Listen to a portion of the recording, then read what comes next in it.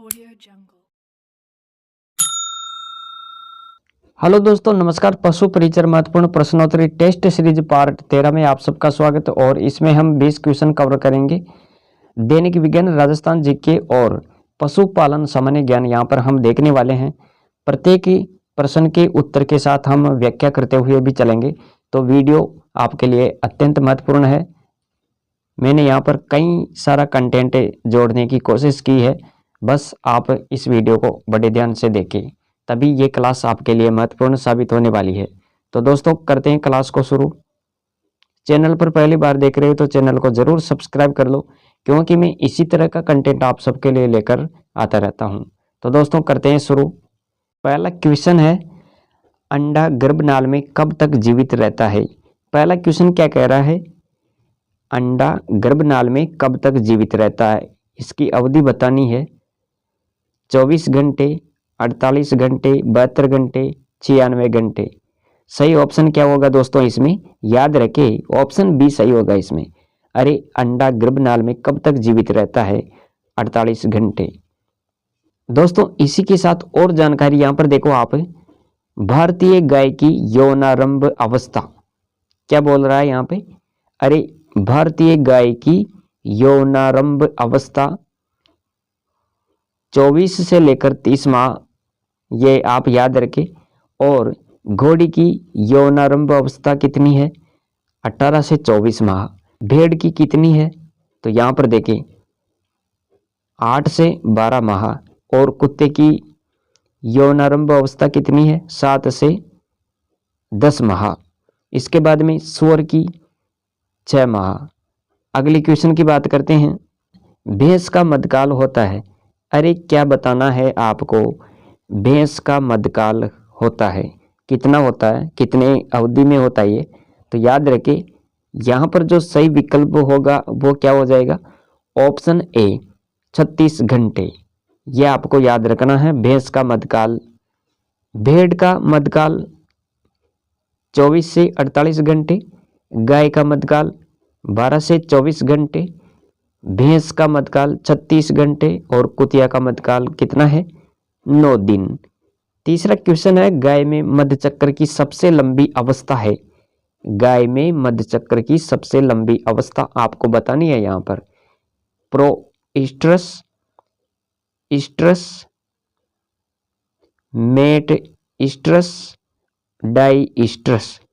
तो गाय में मध्यचक्र की सबसे लंबी अवस्था याद रखें यहाँ पर। इसका सही विकल्प क्या हो जाएगा दोस्तों? ऑप्शन डी, डाइस्ट्रस। ये आपको याद रखना है। और देखो यहाँ पर, बकरी के मध्यचक्र की अवधि 20 दिन होती है और गाय भैंस के मध्यचक्र की जो अवधि होती है वो कितनी होती है? 21 दिन। भेड़ में स्ट्रेस का जो समय होता है वो 36 घंटे आपको याद रखना है। इसी प्रकार चौथा क्वेश्चन देखो यहाँ पर क्या कह रहा है। चौथा क्वेश्चन, अंगूर के गुच्छे के आकार का अंडाशय होता है। ये आपको यहाँ पर बताना है। अंगूर के गुच्छे के आकार का अंडाशय किसका होता है, किसमें होता है? गाय में, मुर्गी में, घोड़ी में, भैंस में। इसका जो सही विकल्प होगा वो क्या हो जाएगा दोस्तों? अरे, ऑप्शन बी होगा इसमें, मुर्गी में। अंगूर के गुच्छे के आकार का अंडाशय मुर्गी का होता है। इसी प्रकार और देखो यहाँ पर, मुर्गी में अंडवाहिनी के भाग कितने होते हैं? तो याद रखें, अरे, मुर्गी में अंडवाहिनी के भाग 5 होते हैं। मुर्गी के शरीर का साधारण तापक्रम आपको यहाँ पर देखना है। मुर्गी के शरीर का जो साधारण तापक्रम जो होता है वो कितना होता है? 106 डिग्री से लेकर 107 डिग्री फ़ारेनहाइट, आप याद रखें। इसके बाद में मुर्गियों की वह बीमारी जिसमें टांगों एवं पंखों में लकवा मारता है, यह आपको बताना है यहाँ पे। अरे, मुर्गियों की वह बीमारी जिसमें टांगों और पंखों में लकवा मारता है, मेरेक, याद रखें। इसके बाद में और देखो यहाँ पर, मुर्गियों में गंबोरो नामक बीमारी का टीका 14 दिन की अवधि में, ये याद रखें यहाँ पर, मुर्गियों में गंबोरो नामक बीमारी का टीका 14 दिन की उम्र में लगाया जाता है। अगला क्वेश्चन देखो क्या कह रहा है। अगला क्वेश्चन, उपचार पर्ची में टीआईडी, उपचार पर्ची में टीआईडी का मतलब क्या होता है, टीआईडी का अर्थ क्या होता है, ये आपको बताना है। यहाँ पर दिन में 3 बार, दिन में 2 बार, खाने के पश्चात, उपरोक्त में से कोई नहीं। तो दोस्तों इसका जो सही विकल्प हो जाएगा वो क्या होने वाला है, यहाँ पर दिन में 3 बार।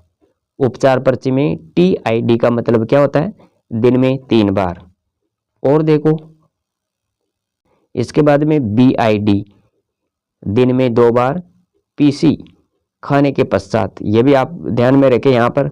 और उपचार पर्ची के 6 भाग होते हैं। कितने भाग होते हैं, उपचार पर्ची के 6 भाग होते हैं। आनुवांशिकी शब्द का प्रयोग किया, किसने किया, वाटसन ने। ये एक्स्ट्रा जानकारी मैंने यहाँ पर ऐड कर दी है, तो ये भी आप देखें। जानवर के शरीर की सबसे लंबी हड्डी कौन सी है, तो ये याद रखें, फेमर। टिश्यूज का अध्ययन क्या कहलाता है, अरे टिश्यूज का अध्ययन क्या कहलाता है, history, hostility, histology, cell biology. इनमें से सही ऑप्शन का आपको चयन करना है। तो दोस्तों याद रखें, टिश्यूज का जो अध्ययन कहलाता है वो क्या कहलाता है, याद रखें, हिस्टोलॉजी। दोस्तों और जानकारी यहाँ पर देखो, ये आप इसे वीडियो को पुश करके देख सकते हैं। सर्वाधिक दाता, सर्वाधिक दाता, सर्वाधिक दाता रक्त समूह है BAOAB। तो इसमें क्या हो जाएगा, ऑप्शन सी होगा इसमें। अरे सर्वाधिक दाता, सर्वाधिक दाता रक्त समूह O, याद रखें, सर्वाधिक दाता रक्त समूह O वह रक्त समूह जिसमें कोई एंटीबॉडीज नहीं पाई जाती है। AB, वह रक्त समूह जिसमें एंटीजन नहीं होती है। O, सभी पालतू जानवरों में पाई जाने वाली सहायक जनन ग्रंथि है प्रोस्टेट, आप याद रखें, प्रोस्टेट। इसके बाद में गाय की लार का पीएच मान 8.2। दोस्तों अगला क्वेश्चन है, शुक्राणुओं को पोषण देने वाली कोशिका है, तो इसका सही विकल्प क्या होगा, ऑप्शन A, यह आपको याद रखना है। और देखो, त्वचा की डर्मिस नामक परत, अरे त्वचा की डर्मिस नामक परत से चमड़ा बनता है। जानवर के शरीर की सबसे बड़ी ग्रंथि यकृत, याद रखें, यकृत। शरीर का सबसे बड़ा लसिका अंग प्लीहा, और सबसे बड़ी कोशिका शुतुरमुर्ग का अंडा। सबसे छोटी कोशिका क्या है, याद रखें, ये भी। और शरीर की सबसे छोटी हड्डी स्टेपेज। और इसमें क्वेश्चन क्या कह रहा है, शरीर के विभिन्न अंगों को आपस में जोड़ने का काम करने में उत्तरदायी है। शरीर के विभिन्न अंगों को आपस में जोड़ने का काम करने वाली उत्तरदायी, ऊतक, कोशिका, संयोजी ऊतक, इनमें से कोई नहीं। ऑप्शन सी होगा इसमें, संयोजी ऊतक। यहाँ पर देखो संयोजी ऊतक के उदाहरण क्या क्या है। संयोजी ऊतक के उदाहरण है अस्थि, रक्त, लसिका आदि। और 10वां क्वेश्चन देखो यहाँ पर, भोजन के किस कार्बनिक घटक से तुरंत ऊर्जा मिलती है। अरे आपको क्या बताना है, भोजन के किस कार्बनिक घटक से तुरंत ऊर्जा मिलती है। प्रोटीन से, विटामिन से, खनिज लवण से, कार्बोहाइड्रेट से।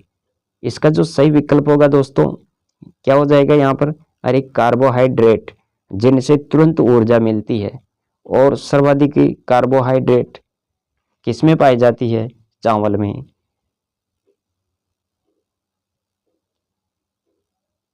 इनसे ऊर्जा कितनी मिलती है, तो याद रखें, कार्बोहाइड्रेट से ऊर्जा कितनी मिलती है, 1 ग्राम कार्बोहाइड्रेट से 4 किलो कैलोरी ऊर्जा प्राप्त होती है।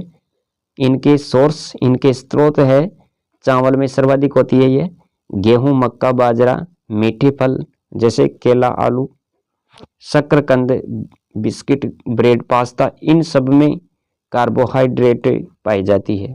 और प्रतिदिन 400 ग्राम की आवश्यकता होती है, प्रतिदिन सेवन 400 ग्राम। कार्बोहाइड्रेट को 3 भागों में बांटा गया है। ये कार्बोहाइड्रेट जो है ये एक प्रकार की शर्करा है दोस्तों। तो इन्हें हम 3 भागों में बांटते हैं। ये कितने प्रकार की होती है? 3 प्रकार की होती है। हम यहाँ पर देखते हैं, जैसे मोनोसेकेराइट, डाइसेकेराइट, पॉलीसेकेराइट, ये सब क्या है? ये सब शर्करा है। इसके बाद में अगला क्वेश्चन है, रक्त समूह की खोज किसने की थी? ये आपको बताना है यहाँ पर। अरे रक्त समूह की खोज किसने की थी? रक्त समूह की खोज किसने की थी? रीवा रिस्सो ने।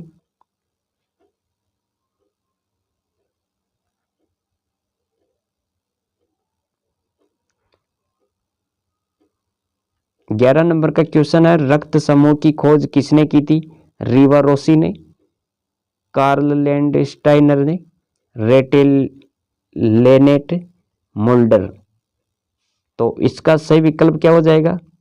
रक्त समूह की खोज करने वाला व्यक्ति, याद रखे ऑप्शन बी। अरे कार्ल लैंडस्टाइनर ने रक्त समूह की खोज की थी। 12 नंबर का क्वेश्चन देखो, मास्टर ग्रंथि किसे कहते हैं? अरे मास्टर ग्रंथि, ऑप्शन ए होगा इसमें। पीयूष ग्रंथि को मास्टर ग्रंथि कहते हैं। पीयूष ग्रंथि का जो आकार होता है वो मटर के दाने जैसा होता है। इसे मास्टर ग्रंथि इसलिए कहते हैं क्योंकि यह अन्य सभी ग्रंथियों के कार्यों पर क्या करती है? नियंत्रण करती है, नियंत्रण रखती है। यह मस्तिष्क में हाइपोथैलेमस की अधर सतह पर है। तो यह भी आपको ध्यान रखना है यहाँ पर। यह कहाँ पर पाई जाती है? तो मस्तिष्क में हाइपोथैलेमस की अधर सतह पर। यह शरीर की सबसे छोटी अंतःस्रावी ग्रंथि है। यह भी आपको नोट करना है। और इनसे कौन सा हार्मोन स्रावित होता है? याद रखें यहाँ पर इनसे निकलने वाले हार्मोन जो है वो है, एक तो वृद्धि हार्मोन जिसे सोमेटोट्रोपिन भी कहते हैं, प्रोलैक्टिन, याद रखें। इसके बाद में ल्यूटिनाइजिंग हार्मोन, ऑक्सीटोसिन हार्मोन, ये सब पीयूष ग्रंथि से स्रावित होने वाले हार्मोन है। अगला क्वेश्चन देखते हैं यहाँ पर क्या कह रहा है। अगला क्वेश्चन, आवाज का किसी पृष्ठ के टकराकर वापस लौटना क्या कहलाता है? आवाज मीन्स ध्वनि। ध्वनि का किसी पृष्ठ के टकराकर वापस लौटना क्या कहलाता है? शोरगुल, ध्वनि का कंपन, आवाज, ध्वनि परावर्तन। ऑप्शन डी सही है इसमें। अरे ध्वनि का किसी पृष्ठ के टकराकर वापस लौटना क्या कहलाता है? ध्वनि परावर्तन। और देखो यहाँ पर गति का दूसरा नियम किससे संबंधित है? गति का दूसरा नियम न्यूटन से संबंधित है, घर्षण से संबंधित है, बल से संबंधित है, संवेग से संबंधित है। तो इसका जो सही ऑप्शन क्या होगा? गति का दूसरा नियम किससे संबंधित है? याद रखिए संवेग से संबंधित है। ये किससे संबंधित है? संवेग से। न्यूटन का पहला नियम जड़त्व का नियम, याद रखें। और घर्षण बल द्वारा किया गया कार्य हमेशा ऋणात्मक होता है। घर्षण बल दिशा के विपरीत कार्य करता है। तो यह भी फैक्ट आपको यहाँ पर याद रखना है। इसके बाद में और देखो 15 नंबर का क्वेश्चन क्या कह रहा है? पास्कल के नियम के आधार पर विभिन्न यंत्र है। पास्कल के नियम के आधार पर विभिन्न यंत्र हैं। Hydraulic press, hydraulic lift, hydraulic brake, उपरोक्त सभी। इसका सही ऑप्शन क्या होगा दोस्तों? उपरोक्त सभी होगा यहाँ पर। तो ये भी आपको याद रखना है। और अगला क्वेश्चन देखते हैं। 16 नंबर का क्वेश्चन है, राज्य विधानमंडल गठन संबंधित अनुच्छेद बताओ। राज्य विधानमंडल गठन से संबंधित अनुच्छेद कौन सा है? अनुच्छेद 169, 168, 170, 172। तो राज्य विधानमंडल गठन, इससे रिलेटेड अनुच्छेद यहाँ पर कौन सा हो जाएगा? तो याद रखिए ऑप्शन बी सही होगा इसमें, 168। अनुच्छेद 168 में क्या है? राज्य विधानमंडल गठन का उल्लेख। भारतीय संविधान के भाग 6 में अनुच्छेद 168 से अनुच्छेद 212 तक के राज्य के विधानमंडल का वर्णन किया गया है। तो ये भी आपको याद रखना है। यहाँ पर 17 नंबर का क्वेश्चन है, गजनेर महल कहाँ पर स्थित है? गजनेर महल कहाँ पर स्थित है? कोटा, बीकानेर, डीग, टोंक। सही ऑप्शन बीकानेर होगा इसमें। गजनेर महल गजनेर झील के पास बीकानेर, और इसका निर्माण गज सिंह या गंगा सिंह के द्वारा करवाया गया। बीकानेर के अन्य महल भी देखो यहाँ पर, जैसे लालगढ़ महल, ये भी बीकानेर में है, और इसका निर्माण गंगा सिंह द्वारा अपने पिता लाल सिंह की याद में करवाया गया। और अनूप महल ये कहाँ पर है? जूनागढ़ दुर्ग में, इसका निर्माण अनूप सिंह द्वारा। कर्ण महल ये कर्ण सिंह द्वारा निर्मित, ये भी कहाँ पर है? जूनागढ़ दुर्ग में। याद रखे राजस्थान जीके हैं ये। कांठल का ताजमहल, तो यहाँ पर जो सही विकल्प होगा वो क्या हो जाएगा? अरे काका जी की दरगाह, इसे कांठल का ताजमहल कहते हैं। और ये कहाँ पर है गुरुजी? तो याद रखे प्रतापगढ़। काका जी की दरगाह कहाँ पर है? प्रतापगढ़ में। इसे कांठल का ताजमहल कहते हैं। सफदरगंज फना गुंबद ये कहाँ पर है? अलवर। याद रखिए शाहबादी मस्जिद बारा में है। नेहरू खां की मीनार ये कोटा में है। और गमता जी का मंदिर ये कहाँ पर है? जोधपुर। 2.5 दिन का झोपड़ा ये कहाँ पर है? 2.5 दिन का झोपड़ा अजमेर। याद रखिए। इसके बाद में आज की टेस्ट सीरीज का ये लास्ट क्वेश्चन है दोस्तों, सवाई माधोपुर की स्थापना कब की गई? सवाई माधोपुर की स्थापना कब की थी? याद रखना यहाँ पर ऑप्शन ए होगा इसमें, 1763। 1763 में सवाई माधोपुर की स्थापना की गई थी।